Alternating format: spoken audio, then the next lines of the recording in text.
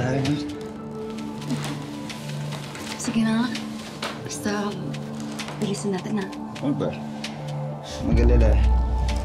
Kahit tagalin natin, kasi hindi naman magmamadali mo kasama natin. Parang hindi mo kailangan pagchismisan yung una. Teka, parang may tao. Sigurado? Bumalik na sila. Ano gagawin natin? Ang bahala, tara.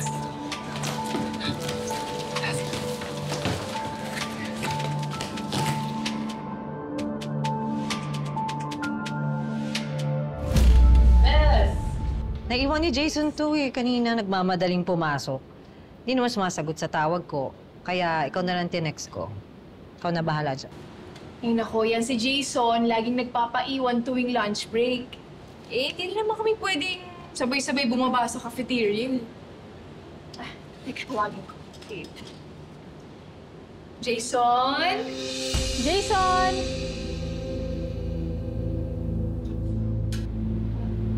Tapos parang bumaba yata talaga. Okay, ganun ba? Eh, kapasa ikaw na bahala. Bigay mo yan sa akin. Sige. Okay. Ingat, Bes!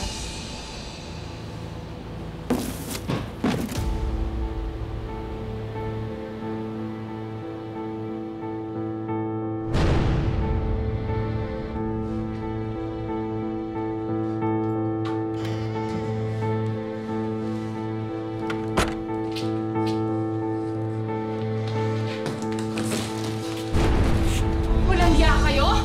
Dito pa talaga kayo sa kahon naglalampungan, ha? Isusumbong ko kayo kay Sir! Ang kapal na mukha mo, ha? Eh, di ba nga, kayo nga ni Jason madalas sumasalisi pag lunch break? Oh, alam mo naman pala eh. Ba't nakikiagaw ka pa? Ano to? Pero ikaw yung nauna sa kanya, may karapatan ka na magdamot? Sandali. Susumbong. Sandali. Bakit kailangan mag-away? Hindi nyo naman kailangan mag-away, ah. Pwede nyo naman ako pasaluhan. Sa akin, okay lang. Hindi ko pa nasusubukan yan, pero... Sige. Ang kabataan ko naging bumayero ko.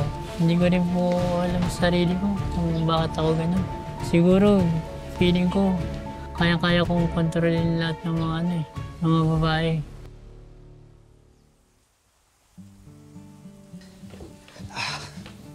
Morning, mahal. Sipag ng isis ko, ah. Bango pa. Ano, ito na yung kakainin ko? Alam mo, parang mas maganda doon na lang kumain para hindi na rin ako malate, no? Pero, tikman ko na rin. Yan.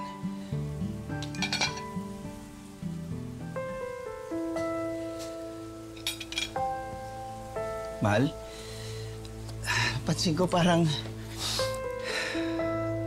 siguro iwasan ko na muna yung pagkagaling ng trabaho at pagod ako, yung maliligo agad ako. Kasi parang nadadalas tong inig ng kamay ko eh. Parang lumalala yung pasma ko. No? Simula ngayon, maligamgam na tubig na muna yung paligo mo, ha? Yeah, siguro nga. Mahal, siya nga pala. Alam mo kahapon, naubos ko yung mga paninda ko sa live selling. Malaki-laki rin yung mga tinubo ko doon. Ba? Di... Magandang balita. Ayos yun. Kaya ito, mahal. Oh, ano to? Iabot mo to kay Rowena. Kasi yung anak mo si Justin na din. Na-confine sa hospital. Ako yung tinatawagan. Ako yung kinukulit kasi hindi mo daw siya sinasabi. Ay, mahal. Alam mo,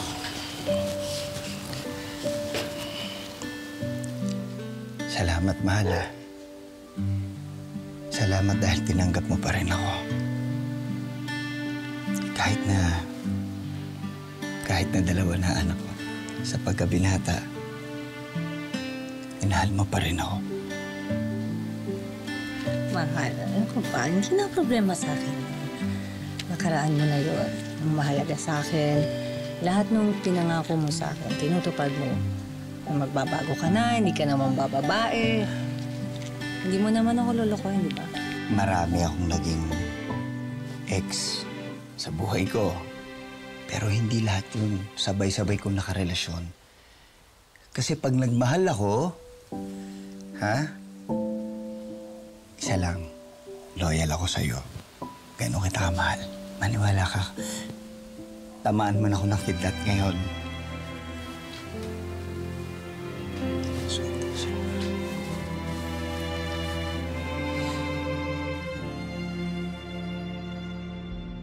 Sige na. Gusto mo. Gusto mo.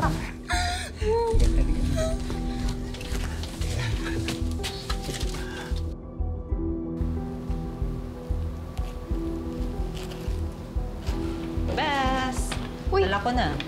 In-order mong reducer. Thank you, Bes.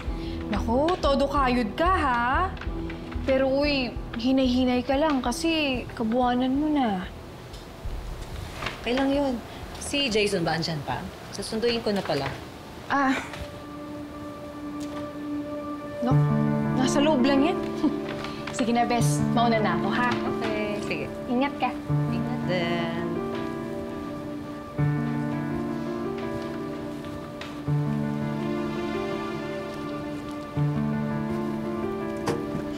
Jason?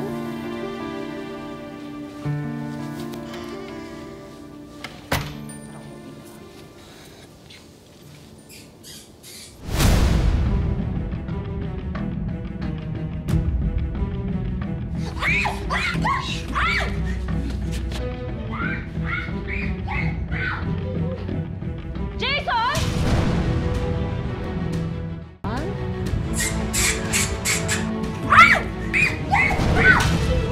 Sino yung babae niyan, ha?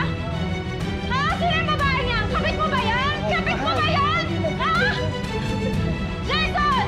Niloloko mo ba ako, ha? Niloloko mo ba ako? Magpapaliwanag Ha? lang ako. Bitawan mo ako! Magpapaliwanag lang ako. Sandali Sino lang ka ako. babae to? Sandali lang. Ay, hindi ka babae dyan! Anong ginagawa mo dito, ha? Anong ginagawa mo? Anong ginagawa mo? Sandali lang. Bitawan mo siya. Sandali.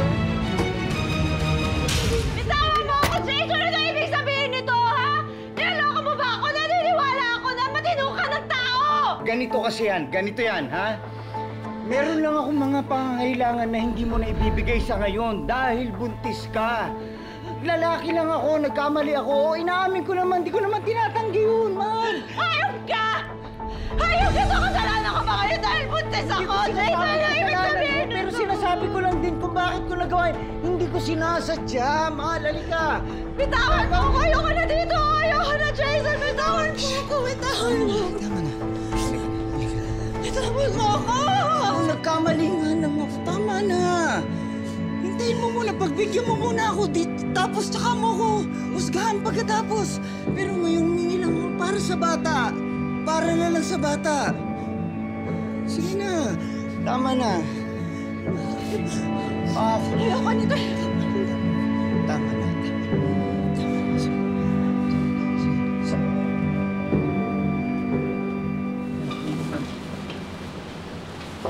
Siyempre, bakit na muna to, sibiling na ako ng butter ng coach. Stop.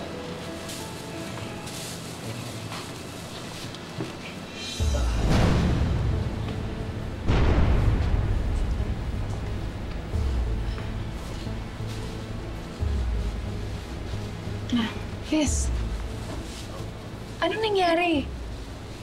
Eh, di ba sabi ko sa'yo na sasamahan kita sa check-up? Hindi mo man lang sinabi sa akin na magkasama na kayo ni Jason. Nagkaayos na kayo? Nag-usap kami. Binigyan ko siya ng isang pagkakataon. Pero isa lang.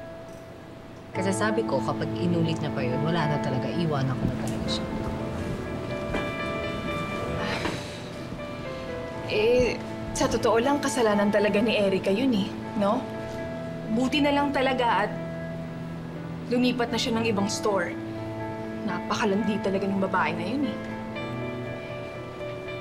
Sa bagay, kahit sinong babae naman eh, bibigay talaga kapag hinaharap ng ganun kagwapo. Sabi mo? Wala. Sabi ko si Erica, naku, walang sinasanto yun. Kahit pa may asawa.